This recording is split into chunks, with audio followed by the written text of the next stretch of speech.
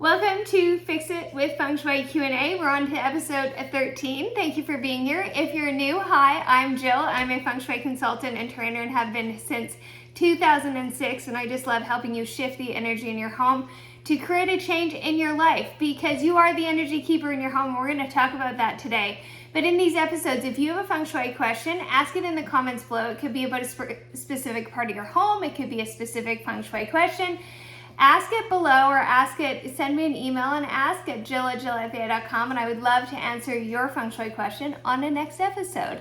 So the question today is, what happens when your husband or partner is not on board with the clutter clearing and Feng Shuiing? Well, this was me, and it wasn't like he wasn't not on board, but he was like, what are you doing? When I said I wanted to learn Feng Shui, and then when I started clutter clearing, and he definitely stayed out of my way, but he didn't get into it for quite a while, which was fine. And this is what I tell my clients and my students is, you are the energy keeper in your home. That is fine that you take on that role. You can have that responsibility, and if your partner or spouse or whoever lives with you is not on board, this excludes kids though, because you get to lead them and guide them, and you can help them do their clutter clearing part of it and keep their room in a way that helps support their personal energy. But if your husband or partner is not on board, you can still do a lot of clutter clearing and add all of the Feng Shui cures. What you can't do is you can't decide what they're gonna do with their stuff, like the things that are specifically theirs, but you still have your closet, your side of the dresser, underneath the bathroom sink. You have, if you're in charge of all kind of the linens and stuff, you have all of that. Like, you have tons of things that you can clear the clutter in your home, whether your partner is on board or not.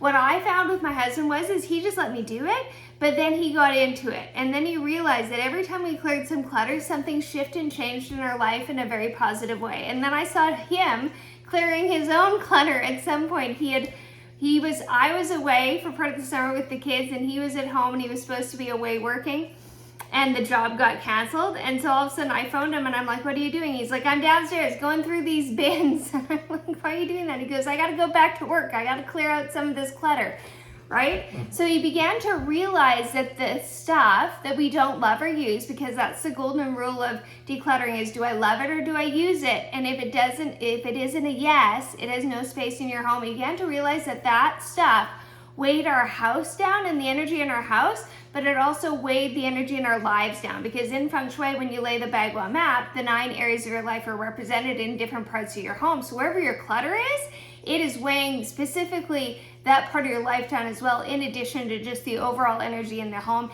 And it's draining your personal energy too. And I also tell you, clutter is very hurtful in a relationship. It causes a lot of disdain. It causes communication issues. And so you definitely want to manage the clutter. But where I would begin is you manage your stuff. You be the leader in this situation. If you have children, then you can certainly have an expectation set with them. Like, my girls have an expectation in their room of what it is to look like, what it's to be like, and how we manage their things. Do I help them? Yes, they are now young teenagers, but I still will step in and assist them if I need to. But I'm teaching them for the future how to manage stuff and how to keep the energy flowing in their space too. So there's lots you can do whether your partner is on board or not. And then when it comes to Feng Shuiing and adding the cures, you are moving decor around based on where it best fits in your home. So the back left corner of your home from the front door is the abundance area. You're gonna have wood decor there. Well, you can move a plant there, and you don't need to have a conversation about that, right? So feel free to Feng Shui with or without, them being involved. That's fine. You're setting intentions. You are adding color, you are moving elements around. It can be very inexpensive to do. It can be very simple to do. So definitely keep going. They're gonna notice the shift and change in the energy, right? And when it comes to the Feng Shuiing at my house, is everybody knows how to do it here, but I'm still the one who is doing it because I'm the energy keeper in the home. Right? When it comes to clutter clearing, that's everybody's job. So I just decided last week that I'm going through every cupboard and drawer in the house, because I just feel like after being here for 2 years, there will be things that we don't love or use that I'm going to be very aware of. And I just felt like the energy was starting to get dull, and our personal energy was starting to get dragged down, and I wanted to lighten everything up. So I've done my office here, I've done the front office, I've worked in the laundry room, the kitchen is next. And then when we get to the girls' rooms, they're gonna do those rooms. And then I said to my husband, we're gonna work on the garage together. The garage doesn't always impact the energy. If it's a part of like the footprint of the home when we lay the bagwell mat, because sometimes it's encroaching on the home, then it definitely matters. If it's just attached to the home but it's a bit separate, it still impacts you, but not in the same way. But I said to him, we're gonna work on that together. So instead of making him do that, we'll go out there together and work on it, so that we just declutter anything that we don't love, need, or use, that we haven't, used in the 2 years since we've been here. So I involve him in the process, I involve everybody else in the process, but it is always up to him what he keeps and doesn't keep. So initially when we did a round of clutter plan, like way back when, like we're talking 2006, 2007, when I started learning Feng Shui and then teaching Feng Shui.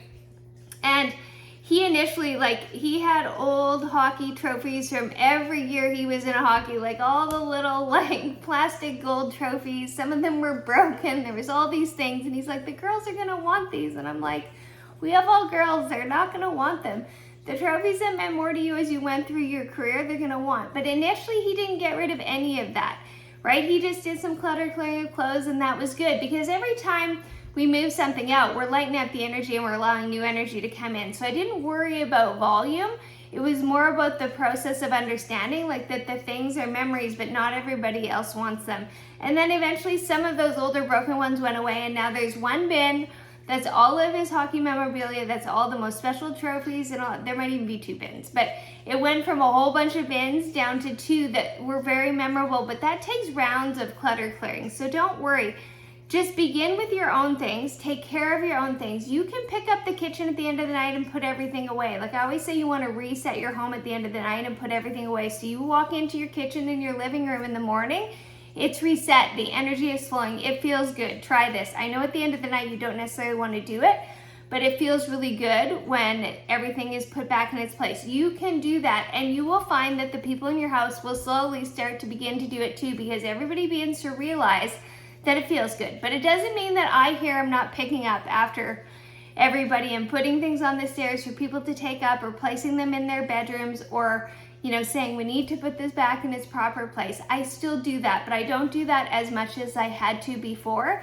But I also know the importance of keeping the energy flow in our home, and I take that on as my role. So if you take that on as your role too, then you manage the energy knowing that you're making your life better and everybody else's life better too. So what I would say is let their things be their things. They have to declutter them on their own.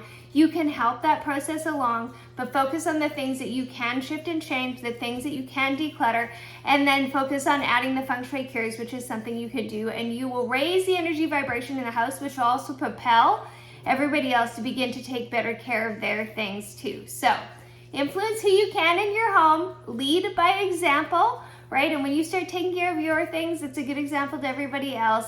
And just know that even with not being able to maybe declutter everything or make all the changes that you want, you are shifting the energy in a positive way. You're getting the energy flowing in your home. You're getting the energy flowing in different parts of your life. So it is worth it to begin, even if everybody isn't on board. So that's your answer to today's question. If you have a question about Feng Shui, ask below or email me at jill@jillfA.com. I would love to answer your Feng Shui question on one of the next episodes.